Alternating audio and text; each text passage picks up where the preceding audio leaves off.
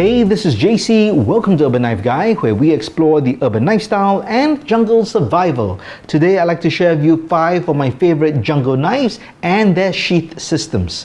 First, if you watch this channel regularly but have not subscribed, please do so to help the channel out. And if you'd like to support the channel even more, do check out my shop links in the pinned comment or description, and you can even join the channel as a member. Thanks a lot. Alright, let's get started. These are my current 5 favorite jungle knives. I don't distinguish between bushcraft and survival knives, although I do that in my videos at times because I know some people find that distinction important. But for me, these are my jungle knives. Knives that I am confident to bring out into my environment, which is the tropical rainforest. Now, I'll say this right from the start. I enjoy and like all of these knives, and I'm confident to bring any one of them into the jungle. I just haven't decided which is my absolute favorite ones because there are things I like about different ones. So I thought of sharing this video because you might be considering one of these knives, so maybe my thoughts will help you make a more informed decision. Alright, so let's start off with this one, which is a crowd favorite, and that's the MoraKniv Garberg. So it is a full tang blade. All these are full tang knives, but this has an over-molded handle. You can see the extended pommel over here. It's a 3.2mm knife with a Scandi grind.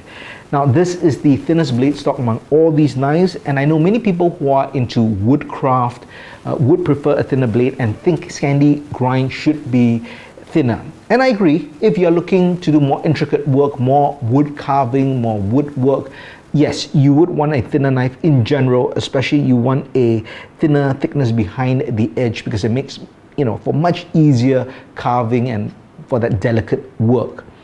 For me, I prefer thicker blade stock, mainly because I'm doing different things, and this is my primary knife. I want it to be able to do different things. I should mention, when I go out to the jungle, I generally have a 3-knife system, which I've discussed before in a previous video.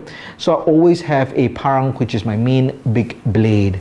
And then this is my belt knife. But I do want my belt knife to be able to do certain heavy tasks, such as chopping wood or chopping through bamboo, which is a great resource in the jungle. In the event I do not bring this out for the reason I lose it or maybe it fails me. So I just want that redundancy, and that's why I like a thicker blade stock within my knives.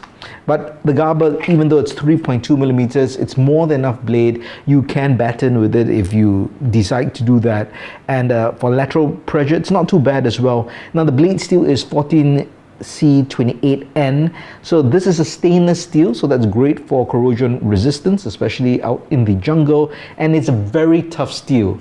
But edge retention is not that great, but it's easy enough to sharpen. So that's always generally the trade-off.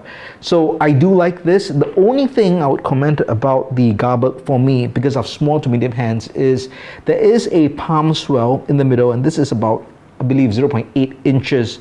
So it does feel a bit big for me at times. Now it tapers off at the top and bottom, which is good. So at least I get that firm purchase here. But compared to all these other knives which have a more flatter handle design, I do find that at times it just feels a little too big for me. So that's my only complaint, but that's for me because of my hand size. In terms of my sheath system, this comes with actually a plastic sheath, but I had a Kydex sheath custom made for me. This is by MoraKnives out in Malaysia. He does a fabulous job customizing sheaths, and this one is no different. Got a liner, drainage hole, got this belt clip which I like as well, very secure, and a large thumb ramp. So these are generally things I like in a Kydex sheath. And I've got an attachment for a ferro rod, so I generally will always bring out a ferro rod, and I do like to attach one spare to my knife. So I'll rotate it to the knife depending on which knife I'm bringing out. So that's the Garber. This is the Linsteel M3. And in terms of, I think, the aesthetic design and the blade handle, this is my favorite. Again, I did change the sheath, the Kydex sheath. You can see very similar. This was not made by MoraKniv, so there is no liner, although there is a drainage hole here. Similar style clip and also a big thumb ramp. All right, so the original sheath is more of a nylon sheath, and it had a retention strap. I generally don't like those sheaths, and over time that retention strap also gets cut, so I did change it out for this. Now, as mentioned, I think this is the prettiest blade. It is, I also think, the most different in terms of the blade design. It's a larger, beefier blade, but this is a full flat grind. I believe it's the only one of a full flat grind, well, except for this on the Recon Scout as well. And this is 5mm blade stock, and the steel is Nylock steel. So I think I have a love and hate relationship with this. Now, in terms of how it looks and the ergos for the handles, fantastic. In fact, generally for the Linsteel knives, you get great purchase. The handle shape, you see there's a swell, but it's not so thick, and it doesn't turn just because it's wider. With the Garberg, I find it's a bit round. There is that tendency that it can turn in my hand, but not with this one. So the only thing for me is this Nylock steel. It's a great steel, good edge retention, pretty tough as well, but I find it really tough to sharpen, even at home. Let's not even talk about out in the field. Now, it's got good edge stability, so it drops up quite fast, but when you need to sharpen it, it does take a lot of work. I would say it's the toughest. Well, I haven't done the 3V yet because that's my newest knife, but for this, I just found it so tough. Eventually, I get it sharp, but honestly, even right over here, this top belly, it is not as perfect as the rest, and I do freehand sharpening. So, but if you can get around that hump, if you're a much better sharpener than me, and you can, do this Nylock steel and get it sharp easily, you would really love this steel. It is close to stainless, really close to stainless. Some may even consider it stainless, but if you take care of it, it will never rust. And I've had no problem with it. My main issue is just getting it sharp again, getting rid of the burrs when you sharpen it. That's the toughest, and that can be quite frustrating as well. I think I've been the most frustrated trying to sharpen this knife. But in terms of ergos, in terms of edge retention when it's sharp, this is a fabulous knife. Next up is the knife I'm using currently the most, and this is the Tops Bob Fieldcraft in 154 cm. All right, I'll talk about the sheath system here because it looks the most complicated or built out, and that's because I've got a custom sheath for my camper, my Victorinox camper that is. There is a shock cord or retention strap here with this elastic cord for a reason. So if you see, if I keep putting back the knife, you see, and if you look at this orange part here, you'll see it pops out, right? Every time it goes in and out, the shock would push the knife out. So I have this just to make sure that that's kept in place. So just additional security. And over here, a ferro rod holder. So again, this is the original sheath from Top, so I didn't change that. I just added on these components. Now, in terms of the knife, I've done some modifications, taken off this end, rounded this ricasso over here, and reduced the aggressiveness of the jimping. You can check out that video. I've discussed this before. But really, what I like to talk about is the blade steel. I find this 154 cm, for me at least, maybe the sweet spot among all these knives. It's got good edge retention, it's corrosion resistant, it's pretty tough, and I can sharpen it.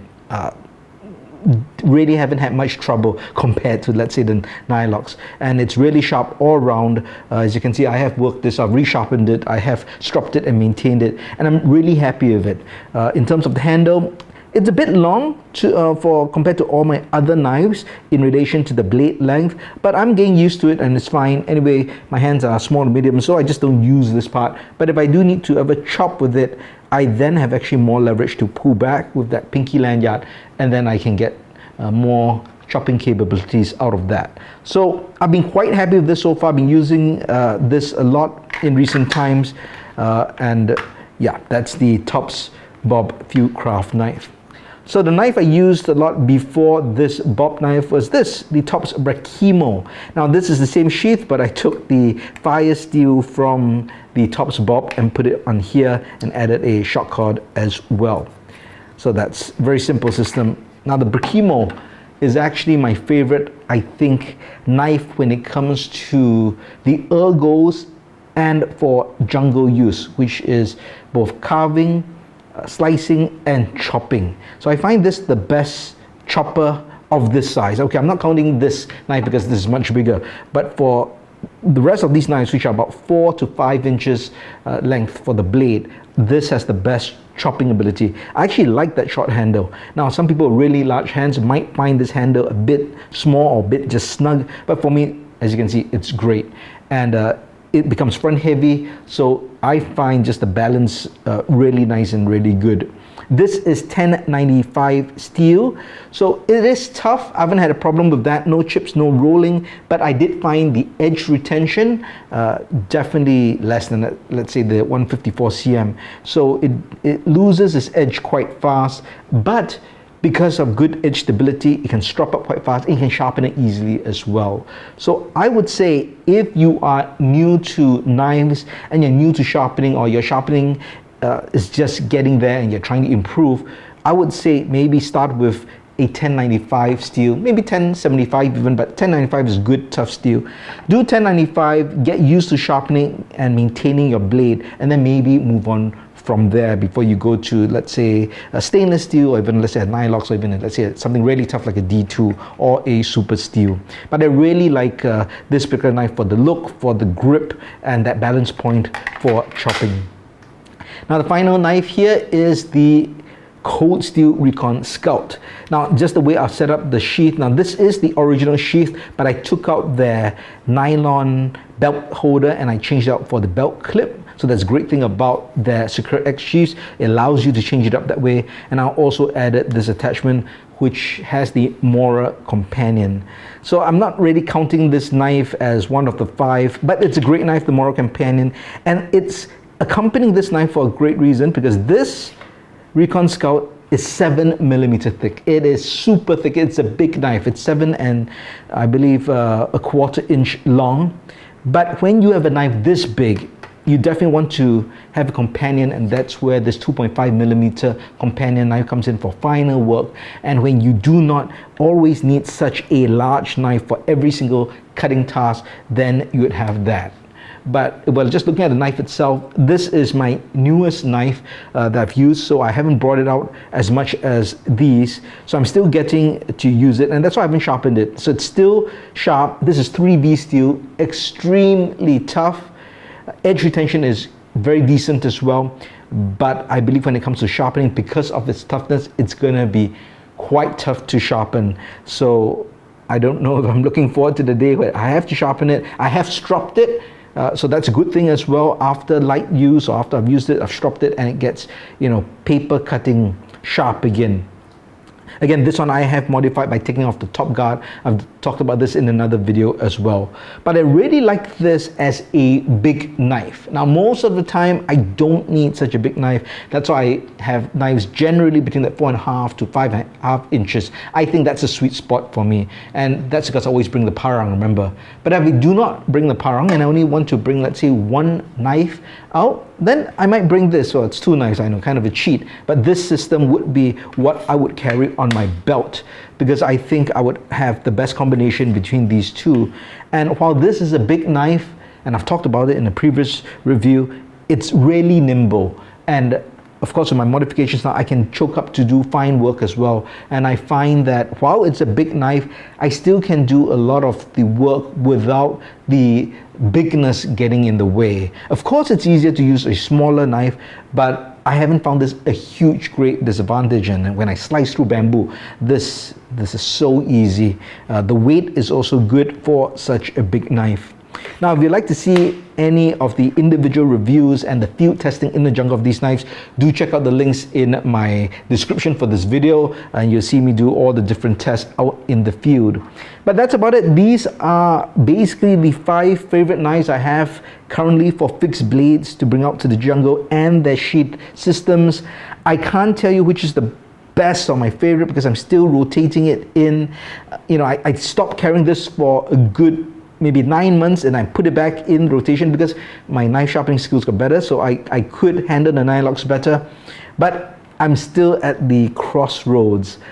So far, I would say that this Tops Bob 154cm is something I really like. I will give a special mention to the Cold Steel SRK.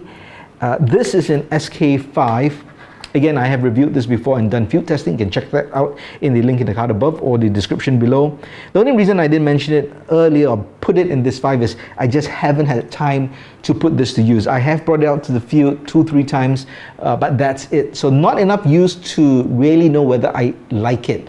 My initial impressions are all positive. I do like it. In fact, I do like, I think, the 3V version, but it's quite expensive. So I'm going to play around more with the Recon Scout, try that sharpening, see how that goes before I decide whether I want to upgrade to the 3V, because the 3V is a bit different. The grind is different.